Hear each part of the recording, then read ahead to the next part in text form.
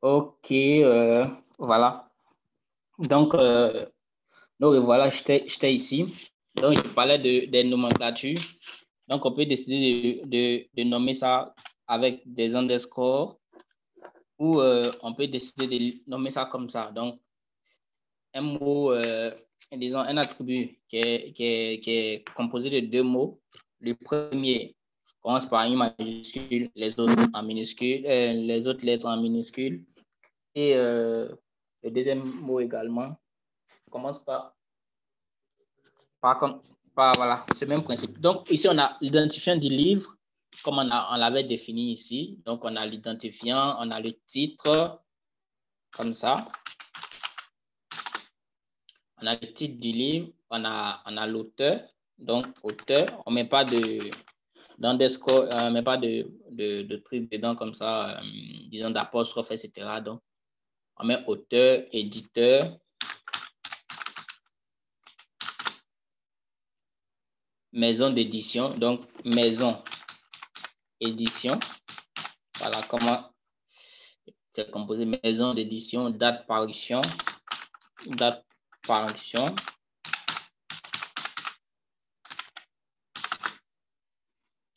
Nombre de pages disponibles. Donc, comme ça, nombre de pages, comme ça. Catégorie du livre. On va en venir à ça d'abord. On prend le prix, puisqu'il est lié à l'autre catégorie. On va voir. On note pas comme ça, mais on va voir comment on note. Le prix, la description. Bon, je préfère enlever le ici et mettre directement prix comme ça. Description. Description. Et enfin, contenu. Voilà. Mais notre nomenclature peut décider que, comme il s'agit de la table livre, à chaque attribut, on va mettre livre derrière. Donc, ID, livre, titre, livre, auteur, livre, éditeur, livre, maison, édition, livre, date parution, livre. Voilà, comme ça. Ouais, j'ai sauté. Description, livre et contenu, livre. OK.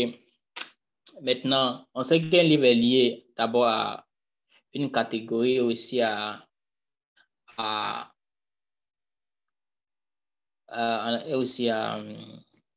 un utilisateur, mais il y a une relation plusieurs à plusieurs entre un livre et un utilisateur.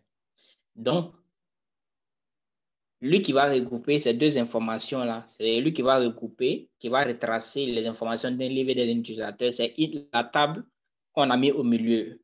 Voilà, l'action qu'on a mis au milieu, on a appelé l'action la lire. Donc, c'est cette action-là qui va regrouper ces deux informations. Mais on a un livre qui est lié à une catégorie. Donc, c'est quand on prend le livre qu'on sait à quelle catégorie ça appartient. Les catégories sont pas là et puis on connaît immédiatement les livres qui sont là-dedans. Si tu sais qu'un livre appartient à une catégorie, c'est parce que tu connais d'abord le livre. Donc, ici, dans la relation, c'est-à-dire quoi? On aura une clé étrangère, c'est-à-dire ce n'est pas lui sa clé. D'abord, je vais dire ça, et puis je vais d'abord établir pour la catégorie, et puis on va voir de quoi il s'agit véritablement. Donc, quand je prends catégorie, comme ça, on a l'idée de la catégorie. Et on a le nom de la catégorie. On peut appeler ça nom, on peut appeler ça libellé. De toute façon, c'est quelque chose qui permet de lire l'information de la catégorie. Donc, on a nom catégorie, comme ça. OK. Et comme ça travaille le livre, qu'on connaît la catégorie de ce livre-là, ici, la clé, ce que je suis en train de souligner ici, si vous voyez. Donc, ça, c'est la clé, c'est l'identifiant de la catégorie. Donc, cet identifiant-là va venir se positionner ici, va venir se positionner dans catégorie, dans livre plutôt. Et lui, comme c'est un identifiant étranger, donc il va mettre un dièse comme ça. Voilà, c'est un identifiant étranger, donc on le copie, on le colle, on met un dièse, on vient coller ici pour dire que lui, il est lié à catégorie, mais c'est à travers lui qu'on connaît la catégorie. Donc, sur lui est énuméré l'identifiant de la catégorie. Après, cet identifiant peut nous servir de connaître le nom de la catégorie. Voilà. Mais c'est par l'identifiant qu'on utilise la catégorie. OK. Une fois que c'est fait, on a l'utilisateur.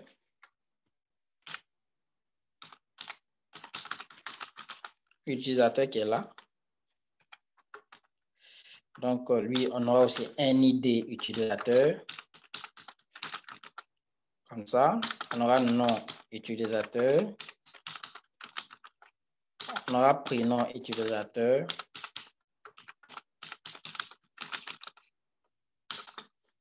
On aura profession utilisateur. Profession, comme ça. On aura son niveau. On aura son niveau. Et même là, après, si c'est en fonction du niveau, bien en fonction de la profession qu'on propose un livre à un utilisateur, on peut même créer un type d'utilisateur. On peut avoir des utilisateurs de type travailleur, ou on peut avoir des utilisateurs de type enfant, on peut avoir des utilisateurs de type élève. Et donc, quand ils sont de type élève, on va demander leur niveau.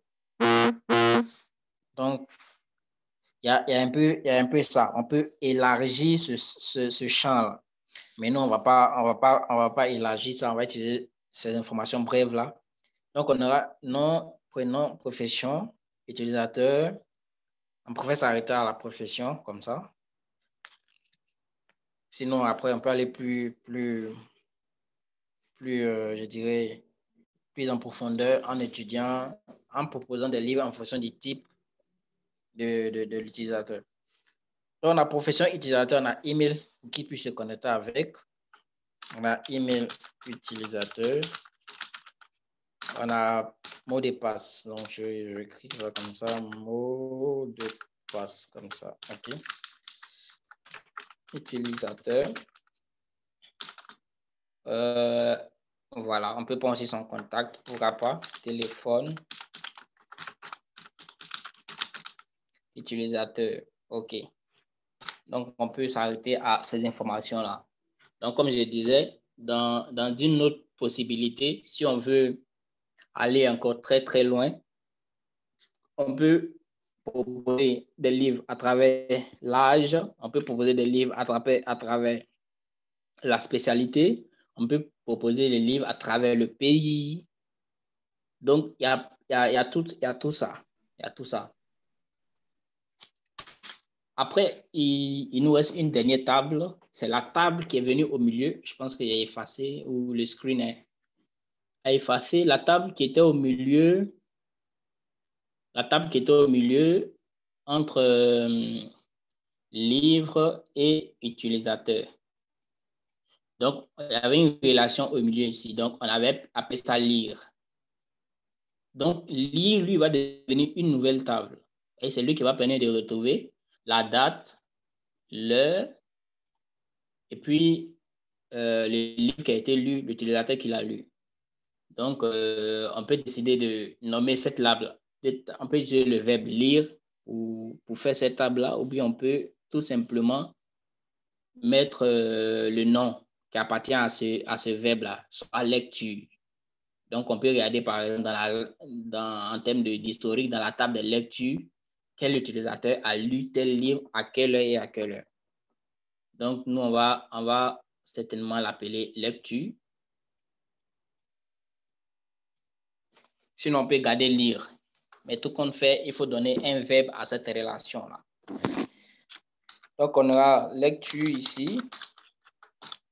dans lecture, il n'a pas besoin d'avoir un identifiant parce qu'il regroupe les deux identifiants c'est-à-dire les identifiants de lire de livre et utilisateur. Donc, on va copier l'identifiant de livre.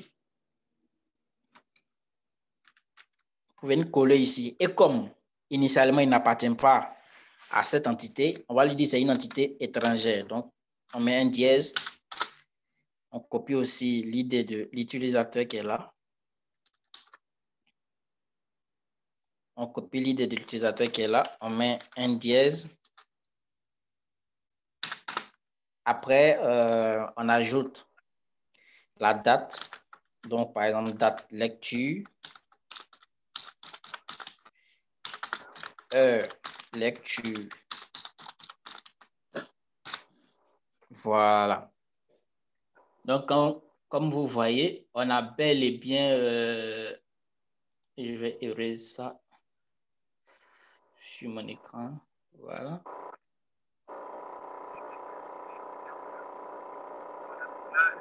Donc, comme vous voyez, on a ici nos... Je vais montrer un peu pour qu'on puisse voir. On a ici nos tables. On a ici nos tables. Donc, on vient de faire de l'analyse comme ça. Je vais sauvegarder ce document-là. Je vais mettre analyse, formation.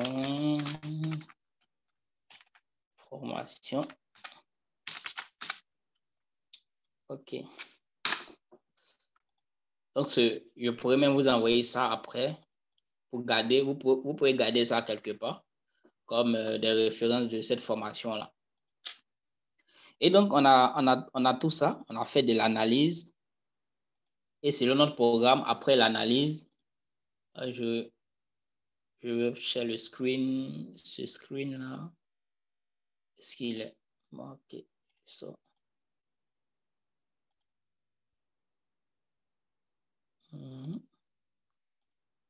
OK. Donc, selon notre programme, après l'analyse, ici, l'analyse, on a fait toutes les règles de gestion qu'on a citées. Toutes les règles de gestion qui ont été citées ont été faites avec Meris. Donc, c'est Meris qui nous a permis de faire ça. Donc, on a fait de l'analyse avec Meris. Les règles de gestion qui disent des entités plusieurs à plusieurs, quand les entités sont plusieurs à plusieurs, les relations sont plusieurs à plusieurs, les deux identifiants, les identifiants des tables concernées, voilà, vont migrer dans une nouvelle table qu'on va créer. Donc, c'est tout. Ça, c'est des règles de Meris. Aussi, est-ce que tout le monde a pu installer WAMP Server? On va rapidement créer notre base de données et puis peut-être mettre fin à cette séance-là pour commencer la séance prochaine. Pour continuer plutôt la séance prochaine. Est-ce que tout le monde a pu installer WAMP Server? C'est maintenant que moi je télécharge parce que je n'arrive pas à le Oui, moi j'ai installé. Allez, ça passe. D'accord. D'accord. Si vous avez installé, c'est bon. Moi, je n'ai pas pu installer parce que... Moi, j'ai pu l'installer déjà. D'accord. Oui, allez-y, Madame Sidibé.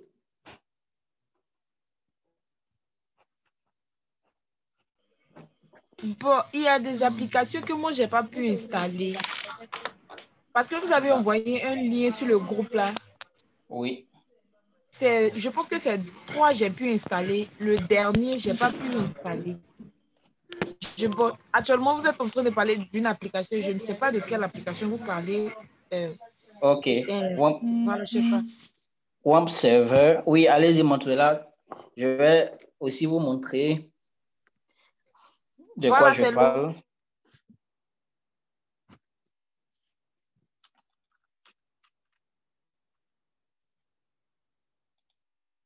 Allô?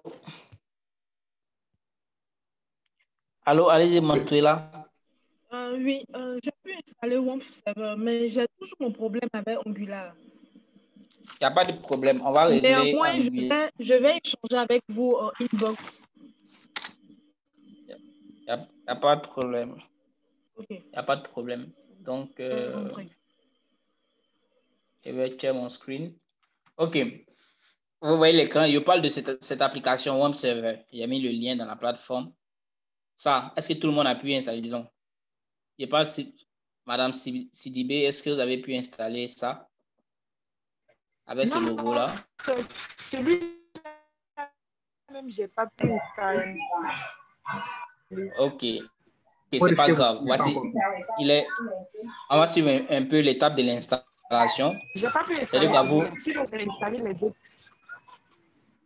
Ok, donc vous accédez au site, à la plateforme comme ça.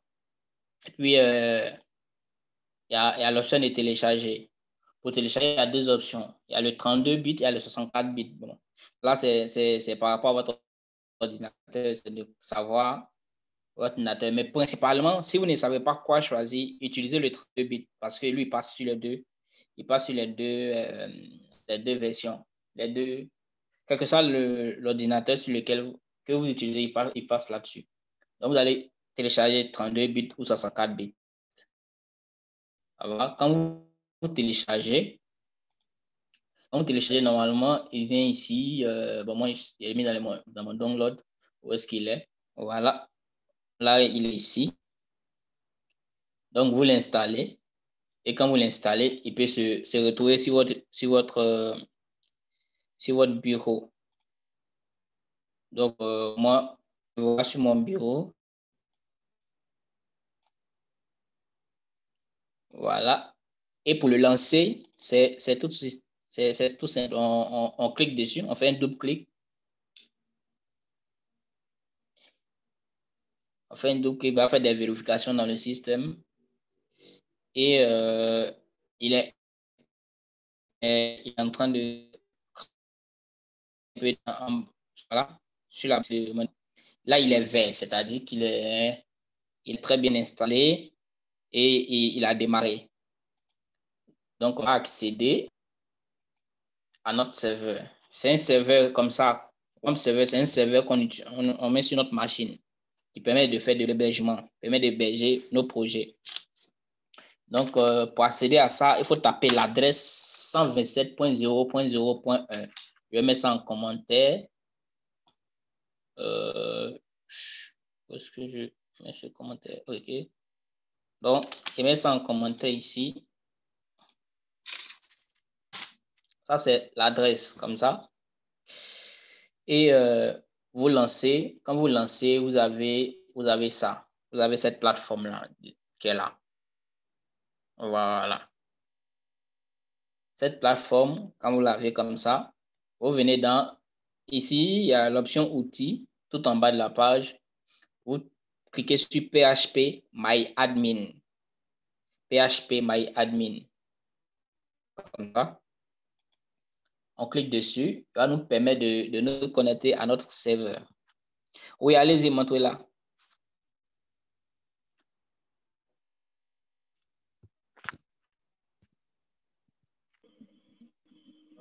Non, je n'ai pas levé le doigt. C'est juste une fausse manipulation. OK, ça marche. Donc ici, quand on va venir pour se connecter à notre serveur, par défaut, l'utilisateur, on met une route R2OT et puis le mot de passe, il est vide. Donc, mot de passe vide et puis on exécute ici. Ça va se connecter au serveur. Voilà.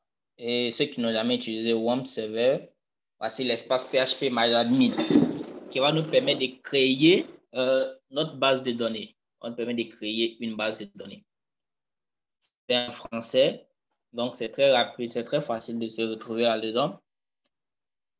En bas, ici, sur le côté, je dirais le côté gauche, quand on est en face de l'écran, on peut créer une nouvelle base de données comme ça. Voilà. Une nouvelle base de données. Prenez les barres pour pouvoir créer une nouvelle base de données. Vous pouvez noter ça quelque part. Donc, on crée sur l'option nouvelle base de données. Il nous ouvre un champ qui nous permet de créer une base de données. Donc, on va créer notre base de données. On va appeler ça, par exemple, formation ou bien bibliothèque ou bien formation bibliothèque. Bibliothèque comme ça. Formation bibliothèque. Et quand vous remarquez, à côté, il y a une liste déroulante. C'est-à-dire, c'est des paramètres d'encodage. Donc, nous, on va descendre. S'il y a quelqu'un qui se fait en même temps que moi, oui, il y a des mecs qui se sont levés. Oui, moi, je fais en même temps que vous. Hein. D'accord. Donc, si vous faites en même temps que moi et que vous ne vous retrouvez pas, voilà. Si je vais trop rapidement, vous me dites. Hein. Allez-y, Phil Kofi. Oui, je voulais dire que c'est devenu très rapide. D'accord. Je vous ai lâché au niveau de, après avoir rentré l'adresse 127.0.0.1, enfin 0.0.1. Okay. Après ça, on va sur admin, je crois bien. phpMyAdmin, à côté oui. Là, vers le bas, vers outils. C'est bon? Oui. Et après, vous accédez à l'espace de connexion. Vous avez il y a le champ où vous devez mettre utilisateur. Vous tapez route R2OT. Je peux même revenir pour vous, pour que ça soit, on puisse le faire concomitamment. 127 comme ça. Voilà. Donc là, vous voyez, donc, je suis revenu. Hein. Et je passe sur phpMyAdmin. Bon, là, je suis déjà connecté, donc il a passé automatiquement. Vous avez pu vous connecter? Dites-moi si vous avez pu vous connecter rapidement.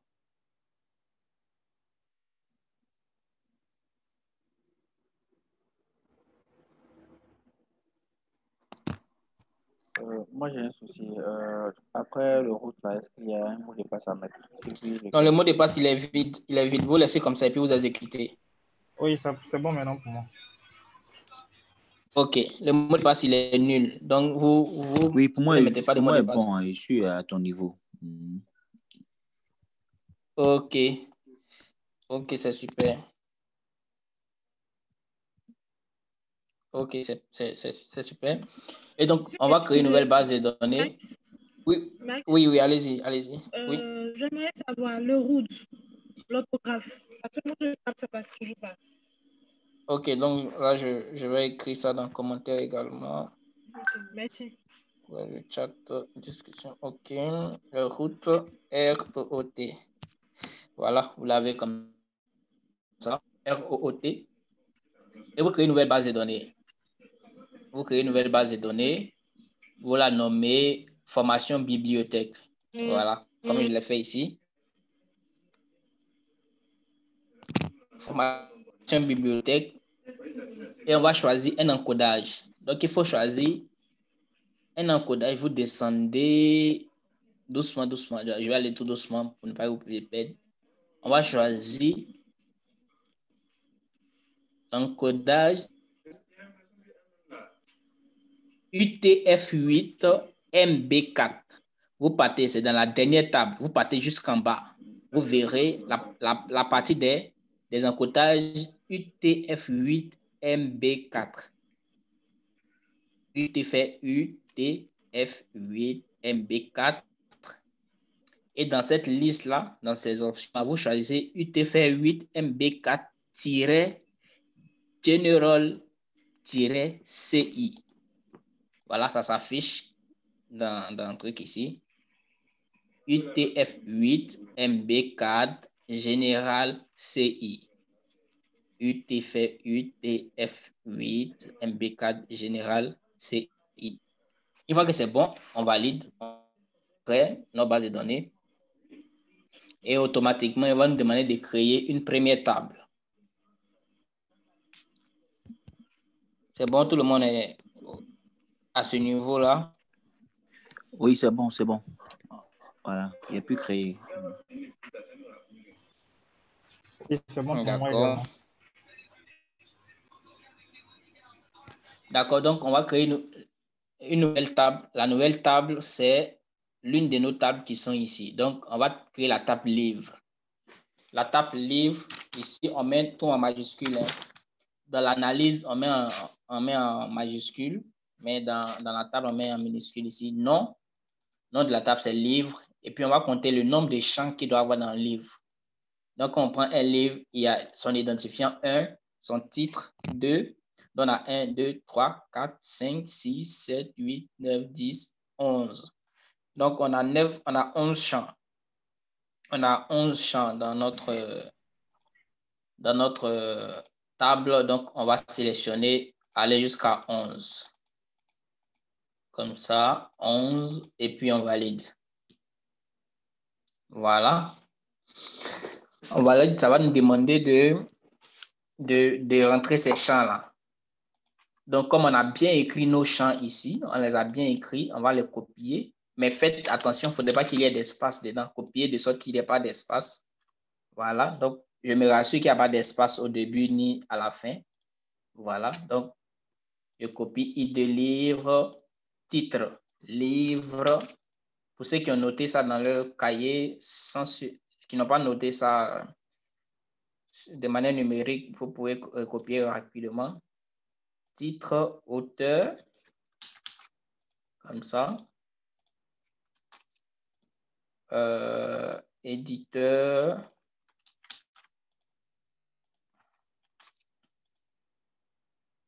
Maison édition.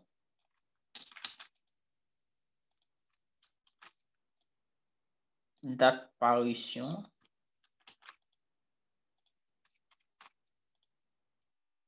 Nombre de pages.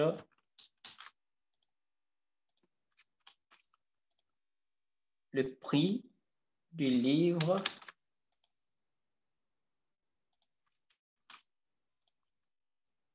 La description.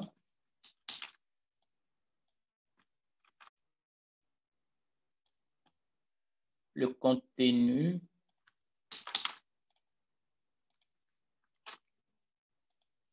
Et on plie le dernier, mais on sent le dièse. Donc, on fait très attention. Dans l'analyse, on a mis le dièse, mais ici, on ne met pas le dièse, mais on va plutôt représenter par autre chose. Donc, on copie ça sans le dièse. Donc, on colle ici. OK. Une fois que c'est collé, le nom, le type. Le type, c'est quoi?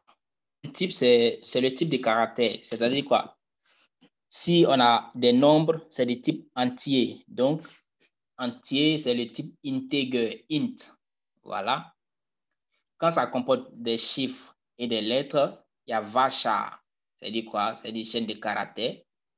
Quand ça comporte des lettres et des chiffres, mais que c'est assez long. Parce que le varchar, par exemple, lui, se termine à 255 caractères. Alors que test, lui, peut avoir le nombre de caractères qu'il veut. Il y a le champ date. Voilà, pour choisir si c'est une date. Et puis, il y a d'autres types, mais on va voir les principaux types de caractères. Après date, on a les types de caractères décimales, on a float, on a double, on a real. Float, par exemple, ça dit quoi? Ça comporte, soit par exemple, c'est des nombres entiers décimaux, par exemple 1,5, 1,10, il y a décimaux, il y a float, etc. Il y a date, time, timestamp, ça c'est des types de dates. Date time, il prend en compte l'heure et la date. Il y a timestamp, ça prend en fonction du local de la personne, c'est-à-dire si met date stamp, si quelqu'un enregistre une date, si par exemple tu es en Côte d'Ivoire, tu enregistres une date, et que moi ici, si on enregistre à la même date, à la même seconde, au même millième, et que moi je suis à plus 1 GMT, toi tu es à GMT, c'est-à-dire quoi? Si chez toi là-bas il est minuit, chez moi ici ça va noter 1h du matin parce que je suis à plus 1. Voilà. Alors que date, si on met date par exemple, si on a défini que date c'est égal à 11 novembre 2020 à 10h, quel que soit le pays dans lequel on est, ça sera 10h. Alors que le timestamp, lui, il prend l'heure à laquelle moi je suis ici ou l'heure à laquelle vous êtes là-bas. C'est comme ça. Donc, l'identifiant, comme lui, voilà, on va décider que ça soit un identifiant qui va se remplit automatiquement. Donc, on va choisir un entier. Ça va? Un entier. On choisit un entier. Le titre du livre. On sait que le livre peut contenir un chiffre, des lettres et des chiffres. Donc, on va choisir varchar, c'est-à-dire chaîne de caractères. Mais le titre, la taille ne va pas dépasser 255 caractères également. Ça comporte des chiffres et des lettres, mais ça ne va pas dépasser 255 caractères. L'auteur, lui aussi, on peut choisir varchar. Il ne va pas dépasser 255 caractères. L'éditeur, aussi varchar. La maison d'édition, varchar. Date de parution du livre. Donc, la date, on peut choisir le type date, comme ça. Le nombre de pages, on peut faire ça en entier aussi. Et lui, il prend seulement les entiers. Le prix du livre. Le prix, il peut être par exemple 1500 ou bien 1500,5. En euros, par exemple, ça peut faire 4,5 euros, quelque chose comme ça. Donc, on va utiliser le type float. Le type float, c'est des nombres à virgule. Voilà. Donc, float, par exemple. La description du livre, c'est du type varchar, mais ça ne va pas dépasser 255 caractères. Le contenu, c'est de type varchar, mais ça sera beaucoup plus long. Et le contenu peut, si c'est 10 000 pages, on sait on imagine un peu combien de mots ça peut contenir. Donc, on choisit un varchar, mais qui est beaucoup plus long. Donc, on choisit le champ texte, comme ça. Et l'idée de la catégorie, comme les identifiants seront automatiquement trucs, donc je pense que la catégorie, son identifiant aussi, ça sera int. Après, on passe à, il y a nom, il y a type, il y a taille ou bien valeur. Donc, lui, idée livre. On peut décider qu'il y ait par exemple 1 million de livres. Donc, c'est-à-dire l'identifiant peut contenir 10 caractères ou bien 9 caractères. Si l'identifiant doit contenir 2 caractères, c'est que ça va commencer de 0 jusqu'à 99. Et il ne pourra pas avoir un centième livre parce que 100 s'écrit avec 3 caractères. Voilà, donc nous, on va le laisser vide comme ça. Le système lui-même, il va prendre une valeur par défaut. Et la valeur par défaut, c'est 11 caractères, il utilise. 11 caractères, il utilise. Donc, on va laisser par défaut. Le titre du livre, on peut décider que le titre du livre soit maximum 100 caractères, mais on va mettre 255 caractères. L'auteur, aussi 255 caractères, si son nom est long. L'éditeur, 255 caractères. Maison d'édition, 255. La date de l'apparition, on n'est pas obligé de mettre le caractère plutôt, le nombre de caractères de la date parce qu'il va noter ça automatiquement lui-même. Le nombre de pages aussi, on peut laisser ça en entier, mais bon, on sait qu'il ne peut pas avoir un livre avec 1 million de livres, mais on essaie d'être le plus juste possible, maximum 1000 pages. Donc 1000 pages, c'est 4 caractères. Donc on peut mettre 4 ou 5 caractères. Le prix flotte, le prix, ça peut aller jusqu'à 10 à 15 caractères. Donc, je vais mettre 15 caractères. La description, maximum 255. Le champ test, on n'est pas obligé de limiter parce que il peut aller au-delà de ça. Mais si on veut que le nombre de caractères du contenu soit beaucoup ou bien soit limité, on peut mettre 500, on peut mettre 1000 caractères. Sinon, par défaut, il prend le nombre de caractères possible. Et ici, catégorie de type int, lui, on laisse aussi son champ. Après, on passe valeur par défaut. Valeur par défaut, on peut définir que le titre du livre, on peut décider que tous les livres s'appellent Voyage au train. Donc, si tous les titres du livre doivent s'appeler Voyage en train ou bien au train, je ne sais pas quoi, on peut mettre par défaut Voyage ici. Il pouvait dire Voyage en train, comme ça. Voyage en train. Il peut mettre ça. Mais on sait tous que tous les livres n'auront pas le même titre. Donc, on ne met aucune valeur par défaut.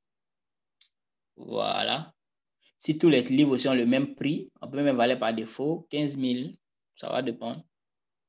Et tout ce qui est à côté, on va laisser jusqu'à... On va venir s'intéresser ici à l'index et puis à AI. Index, c'est pour pointer nos différents identifiants. Voilà. Et puis AI, c'est pour donner de la valeur à ce qui doit être, c'est pour automatiquement incrémenter un champ. C'est pour automatiquement incrémenter un champ.